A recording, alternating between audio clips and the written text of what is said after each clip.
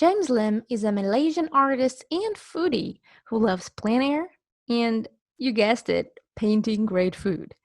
Currently living in Singapore, James became well known in plenty of restaurants and food joints. His pieces became so popular on Instagram that he constantly gets commissioned by food brands. You can find James' work on Instagram with the handle james.ek, but for now, please join us as we talk about overcoming art block, how to paint food, sometimes with food, and James' tips to draw quicker. Oh, but before we start, I must warn you. The following episode might get you super hungry. Hi, I'm Manya, and this is Make More Art, a podcast by Etchr, meant to inspire you to keep on creating. Now let's hear from our guest. Okay, James. Super exciting. I want to know everything. So if you could please start going a few years back and letting us know when you started to take art seriously. Okay. I mean, I love art since I was a kid. I developed interest in drawing, doodlings, and all. I was a very, very quiet kid back then, so I don't have a lot of friends. Okay. So when I was all alone, I started to do things for myself. You see, so I think drawing is one of the things that I find I'm good with. So I kept drawing and drawing.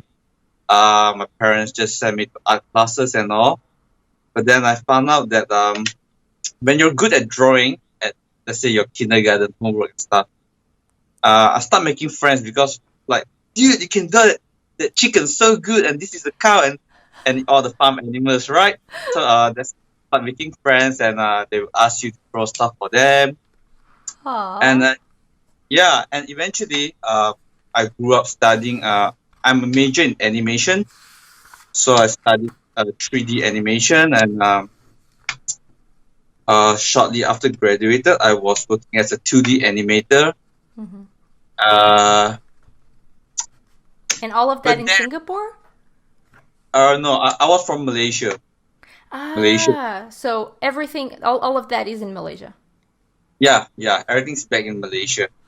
So yeah, so that was my life in Malaysia. But after working for a couple of years back in Malaysia, with my girlfriend and wife and everything now, I'm working in Singapore since 8 years back. Mhm. So that's like 2012, where I started working in Singapore Yeah, as 2012. a designer, a graphic designer, creative designer.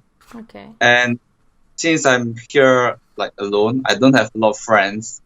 I made my first friends I made my colleague as my first friend, right? Because Mhm. I don't have much interaction with anyone else when I was here. So I was like thinking, when I was in Malaysia, one of my hobby was fishing. I was like fishing almost every weekend. But now I'm here, I got nothing to do. I was quite lost. I was quite bored on the weekends and after work. So I decided to like, yeah, let's get back to drawing, So I started to draw and everything. In And then 2012. So that's when you went. Okay. yeah, in 2012. Then after I've been drawing for a while, I was browsing I'm not sure if it's in the newspaper or online, right? Mhm. There's this Urban Sketches Symposium. Mhm. So I stumbled a chance like upon it, and I was like, I'm so amazed that there's this like a legit drawing event in Singapore. It's like, wow, so all the people who's good at drawing, interested in drawing, will be meeting up there. Mhm. I mean, Urban Sketches is about drawing landscape and drawing things that we see around us. So I was not exposed to that yet. Everything's still a mystery to me. It's like, how could someone just sit under the hot sun for 2 hours drawing that building in front of Crazy people. Insane. Yeah, those people like, oh man, look at this guy. He's like sweating all over, with bringing everything, all the watercolor and the bags and the paper. It's like so crazy. And there's not like one, there's like few hundreds of people, of the same people literally doing that on the streets. So it's really something new to me. And I I'm quite amazed that there are such people like this outside. So I started joining them. I think that's like year 2012 that year itself. So, but Urban Sketches Symposium was at when was it? It's I only stumbled this across at 2015. Sorry. 2015. Yeah. Wait, so you were like, all of these people are going into Yeah, the scorching sun to paint with yeah, watercolors. They're insane. Oh, yeah, let me join them. yeah. Exactly. I was like, but when I first joined them, I couldn't get the hang of it because it's like I was drawing halfway, and then my sweat started to drip. Yeah. Sketchbook, and I couldn't believe that people can get so focused in this. Singapore's pretty hot and humid, Yeah. and they're like so focused on the things that they're doing, observing around. And in my life, I had never really understand like how could these people be so immersed in their surroundings, Yeah. just sitting there for like a couple of hours observing and drawing. So it piqued my interest, and I joined them. Since then till now, I've been joining them at least once per month, learning how to get yourself immersed in the surrounding. Just try to observe what people are doing and things that happen. I think that's what kept me drawing. Yeah, And you made a lot of, yeah, I'm imagining you made a lot of friends, so it's not like you don't know what to do yeah. anymore. So from the event, it was actually an international event. So there's many people from different countries coming in. So it's fun to meet people from different countries. So what's cool about this is every time I travel out and I can reach out to them, Cool. and it's their turn to bring me around the country that I'm visiting just to sketch for a day. Yeah. Yeah, it's like couch surfing, but instead of staying at someone's couch, you just have someone to art with, which is it's pretty cool. Okay, Yeah. so this was in Singapore. Okay, now that makes sense. How did that turn into your passion for sketching food? Please explain me all of that. I do not know how you're capable of looking at the food while you're hungry or thirsty. Like coffee, you want to drink coffee hot, and you're painting it before you taste. How? I tried to do that once. I failed miserably. All right. Okay. Drawing food.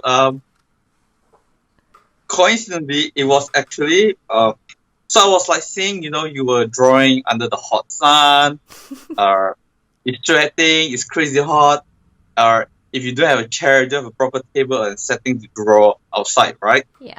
So it's like one day, just to fill up my time, I brought my sketchbook and all. I was intending to practice drawing some buildings and stuff, but it was really so hot. So I find myself a very relaxing cafe with a proper sitting place with the aircon blasting in front of me. It was so comfortable, and I start ordering like, oh, that cake looks good. Just get one of this, one of that, and and a hot drink. A hot drink? I mean, you're in the aircon, right? So it's cool, and a hot drink. Okay, and then when the food arrived, let's say this slice of cake arrived, I was thinking, to understand this structure of the cake, I mean, it's square and triangular. It's basically same fundamental as drawing a building. So in the end, it's like you have to understand the shape and the block of the building in order to draw it. So it's the same as the food. So fundamentally, it's the same. And if I practice drawing food, it will be no different from understanding what I want to know from drawing building and people outside. So I get this idea where, okay, so drawing food has the same concept of drawing building, but it's more comfortable sitting in an air-conditioned room with a proper table and chair. Yeah, so Okay. that's where it all started. So it's Yep. easier to resist the urge to want to eat the food than it is to endure the scorching hot sun outside. Yeah. But in the beginning, it was quite tough. I understand where you're coming from. There's this good looking, I don't know, egg Benedict or salad in front of you, and you're not eating, but you're sketching, and the Oh, right. So in the beginning, I would I would eat something before I draw food. wait, so Yeah. you would go to eat, but you would eat something before you ate so you could draw the thing you were about to. Oh my god. Yes. So let's say I invited friends to this place. Let's say to draw some pancakes. Mm-hmm. Uh, at home, maybe I would just eat something like a bun, or your oats and stuff, just to Something make that is yourself. not so beautiful. So you're not that hungry when the Oh food my is in front god. of you, You're but too it's much. just but it's just enough for you to eat it when you finish drawing. Uh-huh. You know, yeah, it's just enough for you to pass that maybe I don't know 1 to 2 hours before eating again. I mean that was the beginning, okay, but then like after a while, like 2 years, 3 years, it's like no, you're not gonna eat every time before you start drawing a food, right? Mm-hmm. So you start to build a sense of resistance, like, okay, I'm gonna, just get off with it. Wow. You are hungry while you're drawing, This is like but meditating. yeah, but then after a while, the food's gonna be more delicious because you're hungrier and you've been staring at it for so long. And just, okay, you just have to go through this training where uh, you have to be in a little hunger mood before eating. And some places do offers to reheat the food, you see. So that's Oh. yeah, yeah, and some owners or even waiters were like, dude, look at the drawing that you drew of this food. It's beautiful. And there where you start to use this to make friends with the cafe owners, Oh. right? So they will Smart. start, yeah, they will like maybe offer you a free coffee after that or things like that in exchange of taking a photo of the drawing. Sometimes I drew them in postcard size so I can give them away immediately because I don't really need to keep it. Uh-huh. Uh, yeah, so basically that's about it. But drawing food is interesting because it has a different vibe from drawing a building. I mean, some building can be interesting, but some can be really blocky and it's the same. It's always like the windows, the entrance, the door, and Mm-hmm. everything. But drawing food is different. The ingredients and the food prepared in front of you by the chef is really, really interesting. The colors is interesting. Um, you really want to draw a food that probably looks better than what you eat, so that it's more interesting. So I find this very interesting because the food that I see, the Mm-hmm. food that my friends see, and everyone's drawing will be different. Yeah. Everyone's interpretation of the food will be different. So this is why I like hanging out with my friends, drawing the same food, but in the end, it's interpreted differently on the paper. But it's a matter of practice to make your food looks good on the paper, or how realistic you want it to be on the paper, Mm-hmm. uh, versus how much time do you want to spend drawing the food in front of you.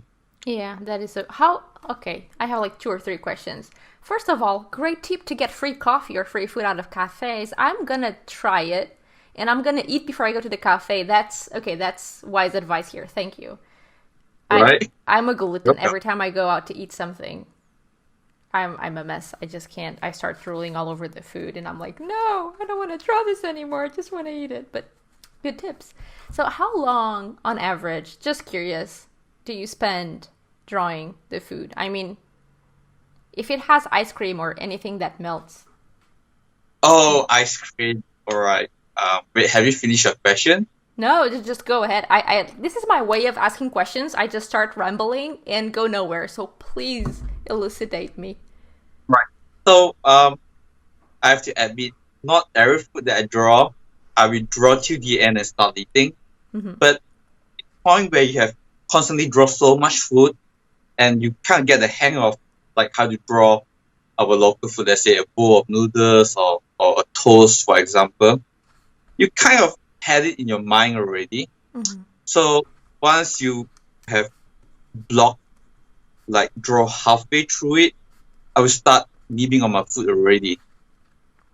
So I will be, like draw and take a bite, draw and take a bite. Okay. But So for ice cream and stuff, of course, when it's served from the plate, you are ready, your hands are on the pan and everything, the paper is in front of you. When the food is served, you would always block it out first mm-hmm. with a pencil, or you can just drop your pen. So Mm-hmm. once you block it out, I will start like gobbling the ice cream already before it melts. Okay.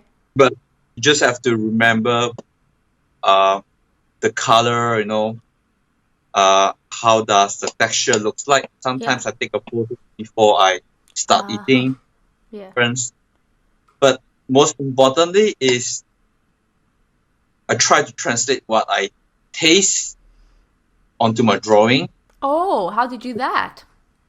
Yeah, so how do I do that? All right, that's a good question. Because that's a really, I'm glad you brought that up because I love, like, okay, just disclosure here. It's pretty much lunchtime over here. You are the worst possible person for me to interview at this hour because I'm starting to get so hungry right now. But I was looking at your Instagram feed and I saw a bunch of beautiful drawn food, a lot of Asian looking food, which I love and I miss dearly. And oh god, I'm drooling now. So yeah, I feel like I can smell it when I look at your art. I can almost Yeah. eat it. And I'm looking at an image that you took. It's a photo on my screen. How do you do that? Okay, let's see. Firstly, I think the colors are important. Mm-hmm. So let's say you had pancakes, right? And this pancake has this, one chunk of butter on it, and there's honey spilling from the sides and everything. And then when you take a slice and eat it with the honey and the butter, everything is gooey and then it's sweet. And when I have this kind of food, right, in my image, it's really like in the anime or the manga that you watch, right, where there's this sparkle honeys that's very good. And it's just like very translucent and it's very shiny. You sort of want to have that image, that concrete imagination on the paper. Mm-hmm. So yeah, that's one of the way that I try to translate that image on paper. And another one is the texture of the food. So it's like if you're eating fried chicken Mm-hmm. and the outer layer is crispy. So it's really important that how do you want to translate this crispiness that you want to portray on your drawing, right? There's a lot of try and error, there's a lot of practice, but once you get the hang of it, and oh wow, look, this is that fried chicken that I've imagined eating from that first bite. It was so juicy and crispy. So this is the second step, right? And the third one would, if you notice a lot of my drawings, there's this like background swirls of color, this Mm-hmm. psychedelic mess. I intentionally added those because it's like sometimes when you had something piping hot, there's like steam coming out of it. Mm-hmm. So there's like, let's say, a steam coming out of my ramen or something, and I want to have those steam in my drawing, but at the same time portraying the flavors that I had, just to make my sketch looks more intense. Mm-hmm. So the colors that I pick for those themes would be like really, really warm. So it's like, let's say, a chicken broth soup, right? So it's heartwarming. It's for the soul and everything. So the suitable colors for this would be maybe orange, a bit of yellow, a tinge of maybe beige or pink, just to represent the feeling that I have.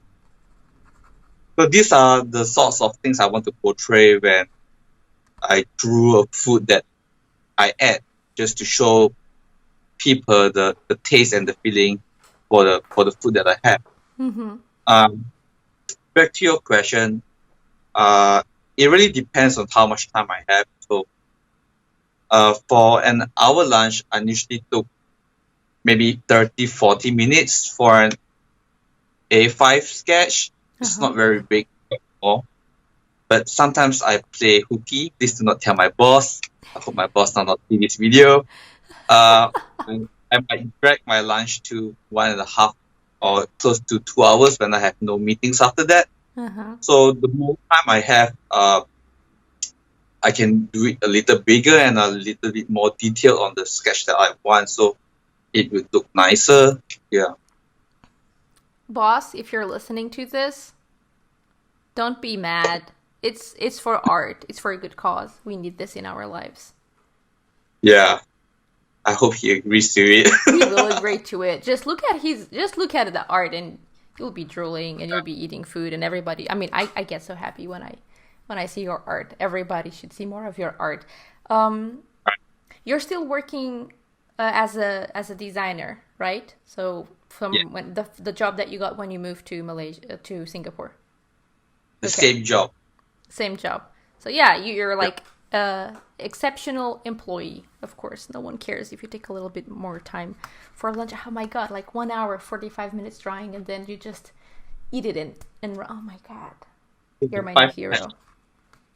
You're my new. Even when I have to tell you that when I got married, in my vows, me and my husband, we didn't say our vows out loud, but I wrote them for him.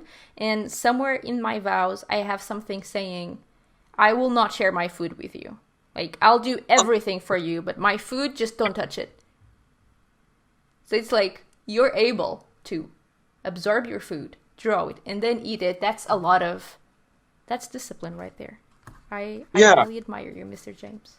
So this discipline will translate, and when people see you, my friends start calling me the starving artist.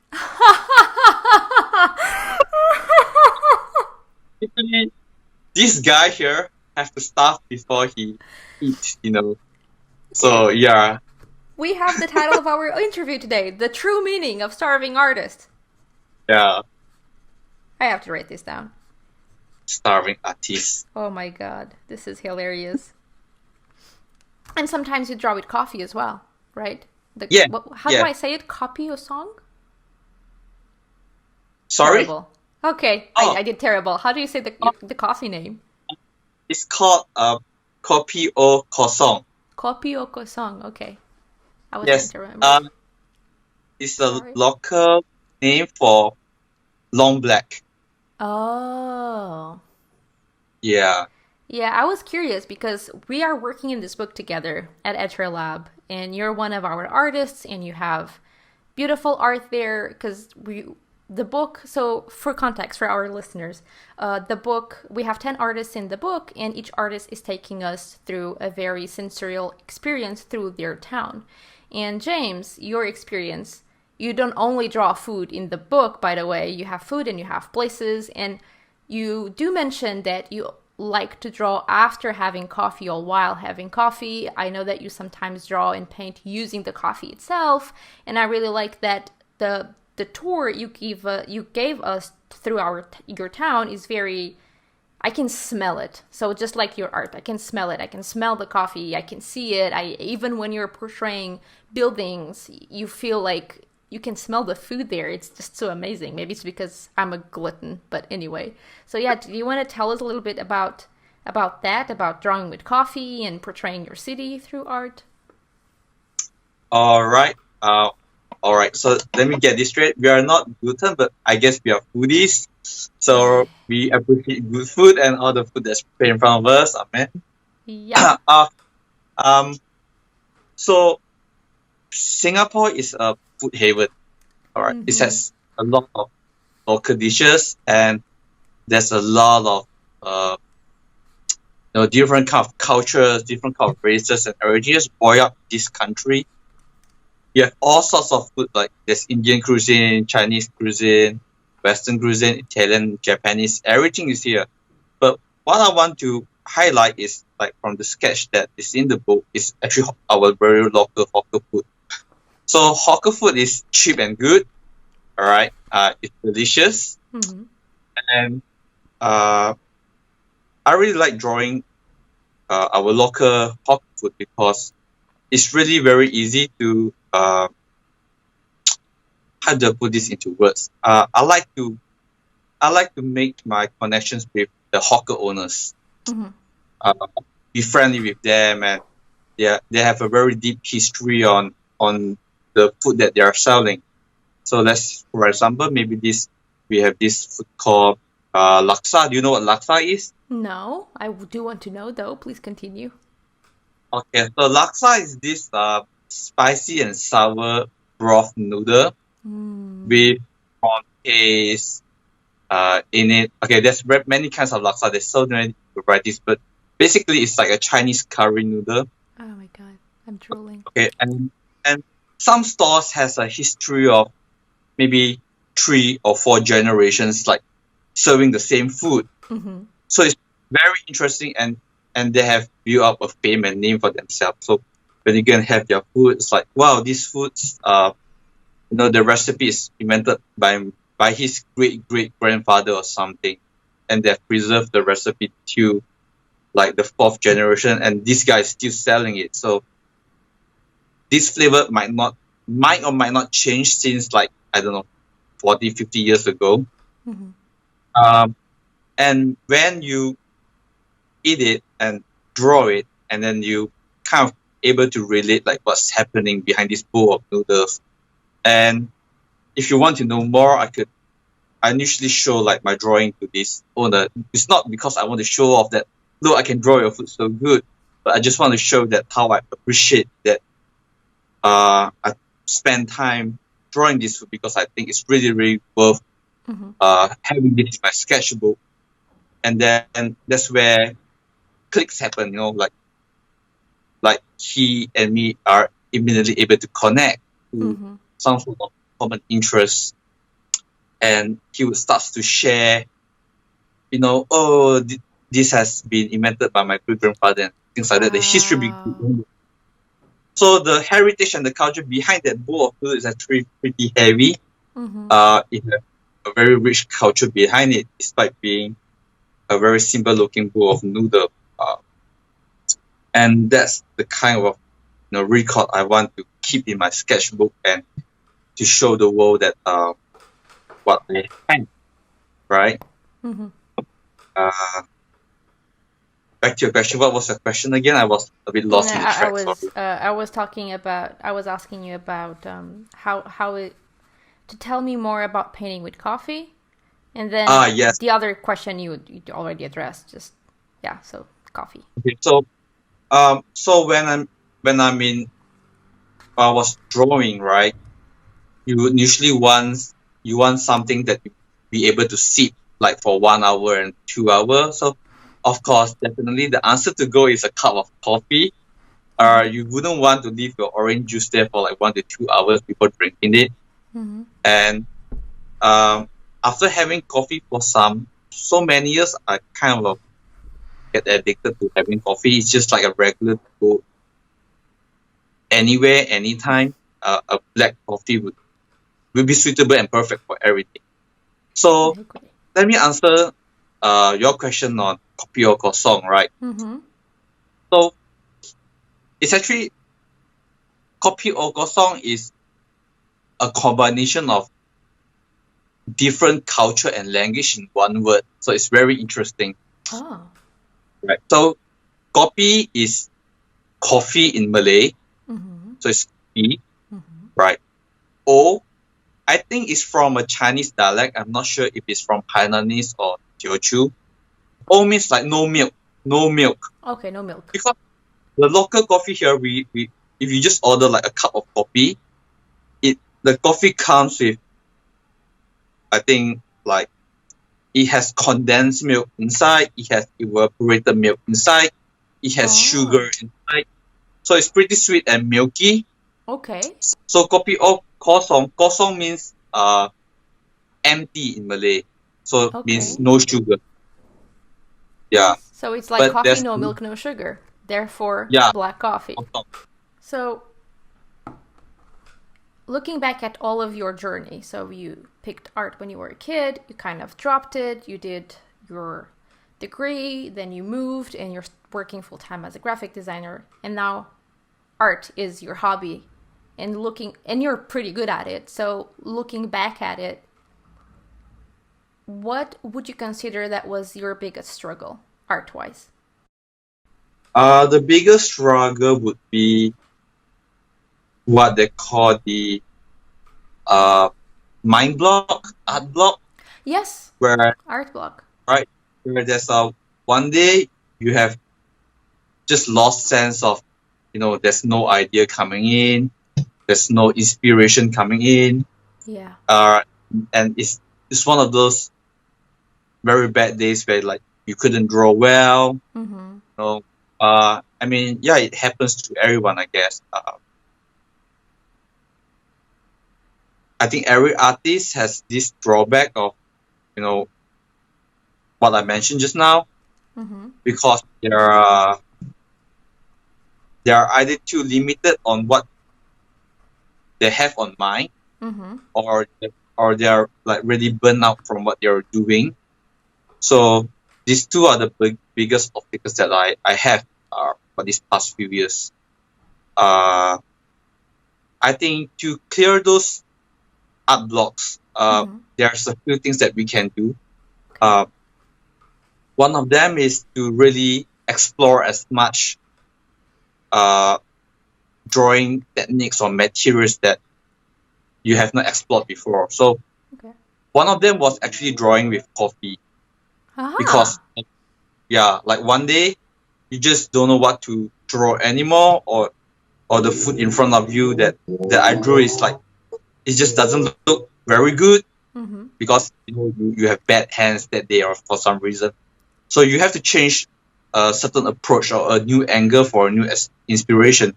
So I was like I was drinking my coffee halfway, and for some reason, maybe I have a hole under my lips, right? And the coffee just drips on my paper.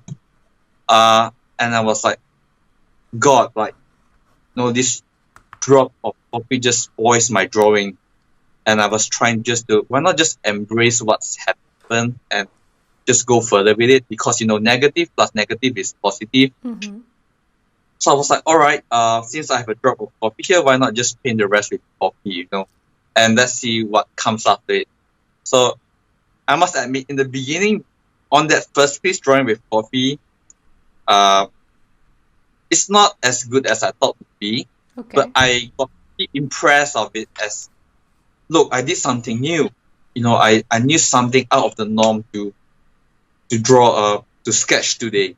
So Mm-hmm. I feel pretty good about it, even though the artwork is not that good. So it's not about the outcome, it's about the process. And you have to experiment a lot of different materials, or drawing different sizes or different inks, different pen, color pencil and everything. So few of my friends, we sometimes we tried drawing with the ingredients itself. I mean, like cooking ingredients. Can you imagine? Mm-hmm. So I have a friend who tried drawing with soya sauce or vinegar. Yeah, we did that. Draw with what else? I couldn't remember, but we did that and we tried, and the outcome was pretty interesting. Huh. The only difficult part is after you drew it, let's say with oyster sauce or something. Mm-hmm. So how do we keep this piece of art? Like, Yeah, what are how we do gonna you do keep with it? this? Right. So I can tell you, by all means, it took a really, really long time for that sauce to dry, Oh my god. because a sauce is not like watercolor or art materials, right? Yeah. So we have to be very careful about it. But we do found one way. We would just like toast it in the oven, low heat for 1-2 hours to make it really, really dry before we spray fixative on it. Yeah. So it's just back to the question. I think is we have to broaden our uh mind, our views. Just don't be afraid to make mistakes. If there's mistakes, just embrace it. Wow. Don't go, yeah, just dish the eraser, man. You don't need an eraser. Nobody's gonna critique your drawing except yourself. Boom. So if you can forgive yourself, I think we will find something out of the norm because it's really out of the way.